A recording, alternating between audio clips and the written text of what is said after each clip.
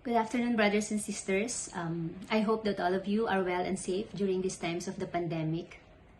I will be sharing about a talk called Wash Each Other's Feet, and I would like to start this talk by reading the snippets of this passage. Okay, so this is a reading from John 13, verse 1 to 17, but I'll read John 13, verse 1 first. It was just before the Passover festival. Jesus knew that the hour had come for him to leave the world and go to the Father. This moment is one of the last times that Jesus will be with his disciples. And he knew that each moment from that time is something that's very priceless. So, importante yung gusto niyang gawin with his disciples. And what is this important thing that God wants to partake and impart to his disciples? We read on John 13 verse 4. So he got up from the meal, took off his outer clothing, and wrapped a towel around his waist. After that, he poured water into a basin and began to wash his disciples' feet, drying them with the towel that was wrapped around him. So brothers and sisters, imagine how intimate that is, no? And how personal for someone to wash your feet. Okay? It's something that's special, and it's something that is shared between two friends. And then at the end of the passage, he says, "You call me teacher and Lord, and rightly so, for that is what I am. Now that I, your Lord and teacher, have washed your feet, you also should wash one another's feet." Let me repeat. You call me teacher and Lord, and rightly so, for that is what I am. Now that I, your Lord and teacher, have washed your feet, you also should wash one another's feet. And this action, these words, this is the important thing that Jesus wants to impart to his disciples. It is a teaching moment for him. It's like saying, iiwanan ko na kayo, I need to go, I have to leave. You have to take care of each other, you have to serve each other. Huwag niyong pababayaan ng isa't isa. Magtulungan kayo.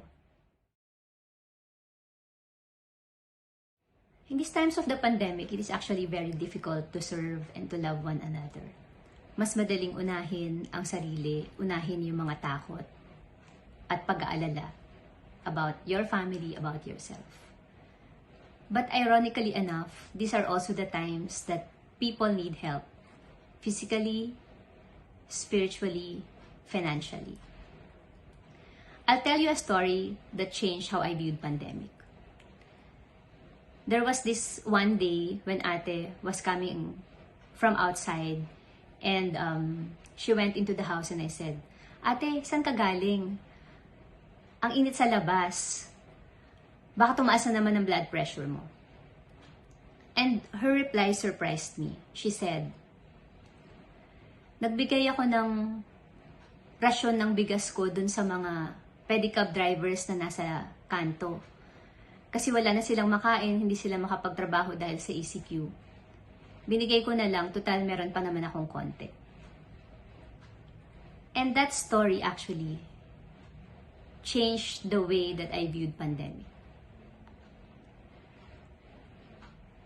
There are people who needs help. There are people who are suffering. And we just have to put in our effort to take care of them. And it's ate who made me realize that. As I was thinking about this talk, I thought of 3 things that I wanted to share about serving, about loving one another, about taking care of each other.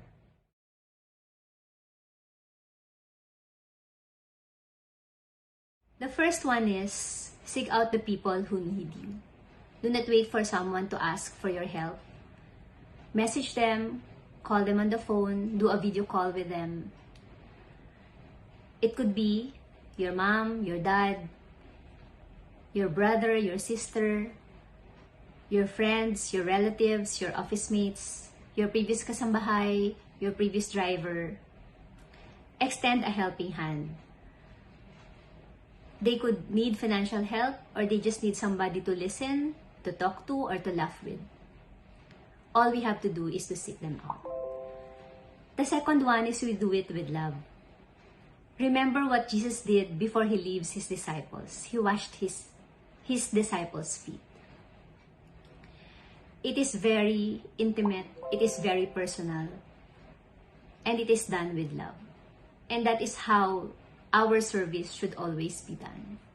It should always be with love. And the third is that we repeat deliberately. I am emphasizing on deliberately because our life should always be filled with serving, not in big things, but in small acts of kindness. This could be asking how you are, praying for the people who asked for your prayers, always being ready to listen whenever somebody is asking you to listen, to laugh with them, to talk to them, giving groceries to those who are sick or your office mate who needs help. All we have to do is to do it deliberately, and we do it repeatedly.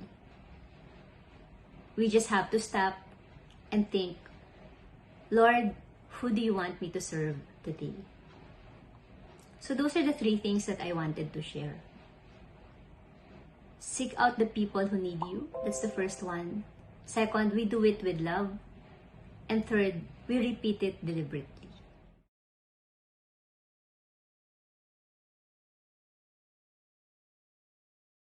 I'll end by another story that I will never forget. There was this one time that we are going to dinner with our family. Nate, Elijah, Rod, and I are driving in a car. And Nathan noticed this very old man crossing the street, and he was dragging his feet, and he was very slow, and that we know that he is sick. And I remember myself saying, kawawa naman yung matanda. But Nathan was the one who said, Mom, we should come back and help him. And that's what we did. We went back. We learned that this old man went to the government here in Manila asking for help for the burial of his child. But unfortunately, the help was not provided. So he doesn't have any money left for him to go back to Cavite. What we did was to bring him to the car. My two sons helping him, gave him some money, and made sure that he's on the bus going to Cavite. All the while, these are my sons helping this poor old man. And that day, my son taught me how to act deliberately and how to seek to serve. That is, to me, is washing each other's feet. So, brothers and sisters, I guess that's the end of my talk. Let us remember what Jesus said. Now that I, your Lord and teacher, have washed your feet, you also should wash one another's feet. God asked us to serve, to seek the people who need serving. And because of the love that God has given us, we will serve, we will love one another. Okay, so that is the end of my talk, brothers and sisters. Continue to be well. Let us all stay safe during these times of the pandemic. Let us all continue to serve. And good evening, good afternoon, brothers and sisters.